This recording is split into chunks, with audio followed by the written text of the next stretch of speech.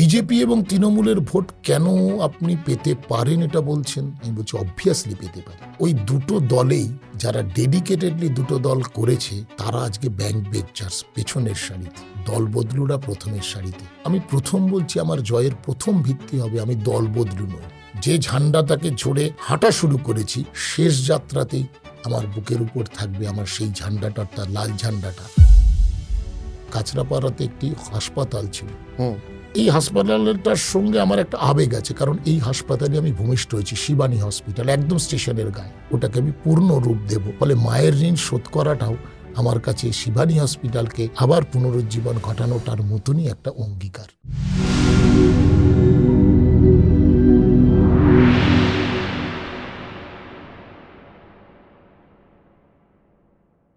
এই সম্ভাবনা শিল্প দিয়ে আসছি, যে ধরুন সম্ভাবনার ক্ষেত্রে আপনি ভালো প্রচার করলেন, জিতলেন, বা জেতার জন্য আপনি যে প্রচার করলেন, বীজপুরের কোন কোন কাজগুলো আপনার মনে হয় যে হয়নি, যেগুলো হওয়াটা প্রয়োজন? মানে আপনি কোন কোন ইস্যুগুলো নিয়ে ভোটে যাচ্ছেন? আমার একটা বিনয়ের সঙ্গে আপনার কথাতে আমার আপত্তি আছে, যে যদি জিতলেন, আমি জিতবো, আমি এটা বিশ্বাস করছি, এটা আমি জোরের সঙ্গে বলছি, আমি জিতবো। দেখুন, মানুষ অনেকগুলো বিষয়কে গণনার মধ্যে আনে। নৈতিকতার প্রশ্নকে মানুষ যাচ করে, নীতিগত অবস্থানকে যাচ করে। আমি প্রথম বলছি, আমার জয়ের প্রথম ভিত্তি হবে আমি দল বদলু নই। বিজেপি এবং তৃণমূলের ভোট কেন আপনি পেতে পারেন এটা বলছেন? আমি বলছি অবভিয়াসলি পেতে পারি। ওই দুটো দলেই যারা ডেডিকেটেডলি দুটো দল করেছে তারা আজকে ব্যাংক বেঞ্চার্স পেছনের সারিতে, দল বদলুরা প্রথমের সারিতে। ফলে সেই মানুষগুলোর ব্যথা আছে, যন্ত্রণা আছে।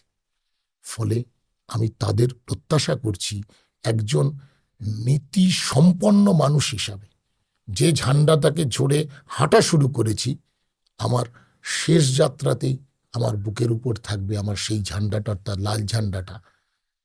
এরকম আমার বিরোধী দলেও আছেন, তারা জীবনের শেষ দিন পর্যন্ত যাই ঝড় জল আসুক না কেন, যারা ঝান্ডা বহন করেই যাবেন তার নিজের দলে যে পথে হাঁটা শুরু করেছেন। ফলে তারা কিন্তু আমার মিত্র শক্তি, তারা কিন্তু আমার বন্ধু, কারণ তারা কিন্তু এই নৈতিকতার অবস্থানটা কিন্তু অন্তর থেকে তারা উপলব্ধি করেন আমি কারেক্ট। সেটা বিরোধী দল হলেও আপনি আশা রাখছেন? অবশ্যই, তো বললামই তো, আমি এই লক্ষ্য করে বিরোধী দলের মধ্যেও আছে যারা কঠিন পরিস্থিতিতে, কঠিন সময়ে এবং অনেক অপমান, অনেক কিছুর পরেও কিন্তু তারা তাদের লক্ষ্যে কিন্তু অবিচল। তারা তাদের ঝান্ডার প্রতি কিন্তু হচ্ছে যে এখনো পর্যন্ত তার প্রতি তারা দৃঢ়। 2008 সালে 26শে সেপ্টেম্বর কাঁচরাপাড়াতে বাস টার্মিনাস এবং স্টেডিয়ামে শিলান্যাস করেছিলেন কমরেড সুভাষ চক্রবর্তী, তদানীন্তন পরিবহন এবং ক্রীড়ামন্ত্রী। এই বাস টার্মিনাস এবং শিলান্যাস যখন রাজ্য সরকার কোনো ক্ষেত্রে কোনো অর্থ নিয়োগ করে, দেয়, আর্থিক অনুদান দেয় বা সাহায্য দেয়, বা তখন রাজ্য সরকারের প্রতিনিধি থাকে। আমি ছিলাম এই বাস টার্মিনাস স্টেডিয়ামের কমিটিতে সদস্য, রাজ্য সরকারের প্রতিনিধি হিসাবে। স্টেডিয়াম এবং বাস টার্মিনাসটা 80% বেশি কাজ শেষ হয়ে গিয়েছিল, পালাবদল ঘটল। আজ পর্যন্ত সেই স্টেডিয়ামে হচ্ছে যে পূর্ণাঙ্গ করে করতে পারেনি তৃণমূল। 15 বছরের বেশি সময় বোর্ড হয়ে গেল। 2000 সাল থেকে পৌর বোর্ড পরিচালনা করছে তৃণমূল কংগ্রেস। 2011 সাল থেকে হচ্ছে যে তৃণমূলের বিধায়ক, পারেনি সেই স্টেডিয়ামকে পূর্ণতা দিতে। পাশের শহর কল্যাণীতে স্টেডিয়াম হয়ে গেল, সেখানে আই লিগের খেলা চালু হয়। রাজ্যের ক্রীড়া মানচিত্রে হচ্ছে যে কল্যাণী একটা গুরুত্বপূর্ণ স্থান উচ্চারিত হয়, যে কল্যাণী স্টেডিয়ামে খেলা দেখতে পাবো। আমার গর্বের শহর কাঁচরাপাড়া কিন্তু সেই জায়গা থেকে কিন্তু বঞ্চিত হয়ে গেল। তৃণমূল আসামির কাঠগড়ায় দাঁড়াবে না। আমার খালি শহরে আমি একটি রামপ্রসাদ খেলার মাঠ আছে, সেখানে আমরা স্টেডিয়াম করতে পারি। আমার কাছে তো দুটো লক্ষ্যই সাইমালটেনিয়াস। আমি যেমন কাঁচরাপাড়ার অসমাপ্ত কাজকে সম্পন্ন করব, আমি হালিশহর একটি নতুন কাজ শুরু করে তার শেষ করব। কারণ আমি তো বীজপুরের বিধায়ক যদি হই, তাহলে তো আমি হালিশহর এবং কাঁচরাপাড়ার সকলেই। আর আমার সুবিধা হচ্ছে যে আমি কাঁচরাপাড়ায় জন্মেছি, কিন্তু প্রাথমিক শিক্ষার পাঠ আমার হালিশহর।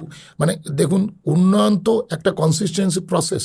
ফলে দুটো শহরেরই যদি আমি সমান তাল মিলিয়ে চলতে না পারি, তাহলে ইমব্যালেন্সের দায় পড়বে আমার কনস্টিটিউয়েন্সি।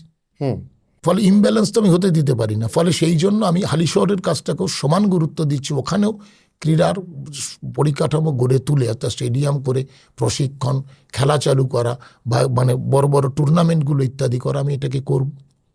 আমি সে কারণে কল্যাণীর কথা আপনার উল্লেখ করলাম। আমার ওখানে একটা বাস টার্মিনাস, সেটাকেও করা যায়নি। এটা ব্যারাকপুর কল্যাণী এক্সপ্রেসওয়ের ধারে। ফলে ব্যারাকপুর কল্যাণী এক্সপ্রেসওয়ের পরিকাঠামো ব্যবহার করে আমি দূরপাল্লার বাস চালু করব। দূরপাল্লার বাস মানে কি? দূরপাল্লার বাস মানে যেমন উত্তরবঙ্গে যাবে, সেমনি তারাপীঠ যাবে, বাস যাবে হচ্ছে যে আমাদের তারকেশ্বর যাবে, আবার ফুরফুরা শরীফও যাবে, আবার দীঘা যাবে, আবার যাবে হচ্ছে ঝাড়গ্রাম, আবার যাবে হচ্ছে পুরুলিয়া। অর্থাৎ ধর্মীয় স্থান এবং পর্যটন স্থানের সঙ্গে বীজপুরকে আমি যুক্ত করতে চাই। এক। দুই, আমার ওখানে যে বাস রুটগুলো আছে, সেই বাস রুটগুলোকে নিয়ে সিটি সার্ভিসকে আমি এক্সপ্যান্ড করতে চাই। কাঁচরাপাড়া শহরে যানজট হয়, বাসগুলো যত্রতত্র এসে দাঁড়ায়, কোনো প্রপারলি বাস স্ট্যান্ড নেই। ফলে কম্প্রিহেন্সিভ পরিকল্পনা করে যদি আমি সিটি সার্ভিস এবং হচ্ছে যে দূরপাল্লার সার্ভিসকে যদি করতে পারি একত্রীভূত করে, তাহলে যেমন শহরের যাত্রীরাও যেমন উপকৃত হবেন, মানুষেরও উপকৃত হবেন, আবার দূরে যাওয়ার ক্ষেত্রে এটা উপকৃত হবে। কাঁচরাপাড়া মানে হচ্ছে যে বীজপুর মানে হচ্ছে একটা গেটওয়ে।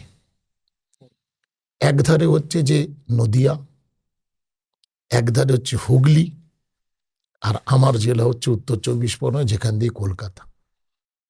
লকডাউন আপনাদের মনে আছে, আপনার লকডাউনের সময় যখন সমস্ত ট্রেন বন্ধ, আমি পরিবহন দপ্তরের আধিকারিক ছিলাম দক্ষিণবঙ্গ রাষ্ট্রীয় পরিবহন সংস্থায়।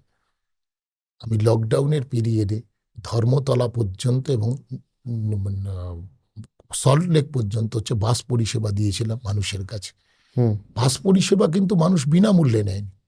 ওর থেকে কিন্তু আমার দুটো ভিউজ আছে, সরকারি পরিবহনকে তো বাঁচাতে হবে, ফলে মানুষ টিকিট কেটেই করেছেন, কিন্তু পরিষেবাটা তখন দরকার ছিল।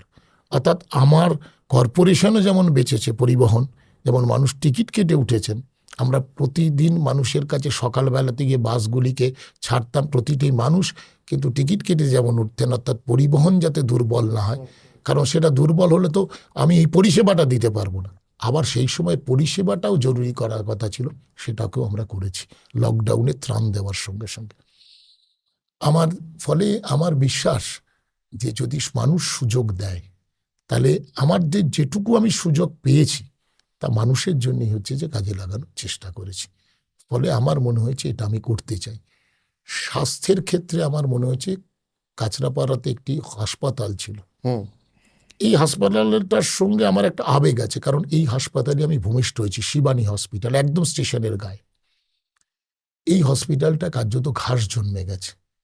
ফলে কাঁচরাপাড়ার মানুষকে হয় কল্যাণীতে যেতে হয়, নাহলে কলকাতায় যেতে হয়, নাহলে নার্সিংহোম। ওটাকে আমি পূর্ণ রূপ দেব। কারণ একটা কথায় আছে না, যে ওই হাসপাতালেই কিন্তু আমি প্রথম মাতৃস্তন্য পান করেছিলাম। ফলে মায়ের ঋণ শোধ করাটাও আমার কাছে শিবানী হসপিটালকে মানে আবার পুনরুজ্জীবন ঘটানোটার মতনই একটা অঙ্গীকার। আপনার একটা পার্সোনাল কানেকশন আছে। তার সঙ্গে হালিশহরের যে মাতৃসদন আছে, সেটাকে আমি তার হালিশহরের মানুষকে তো আমি বঞ্চিত করতে পারি নিশ্চয়ই না। আপনি শুধু কাঁচরাপাড়া না, আমি তো বীজপুরের প্রতিনিধি। আমার ফলে আমি সে কারণেই শিবানী হসপিটালের সঙ্গে সঙ্গে হালিশহরের যে মাতৃসদন, তাকেও আমি পূর্ণাঙ্গ রূপ দেব।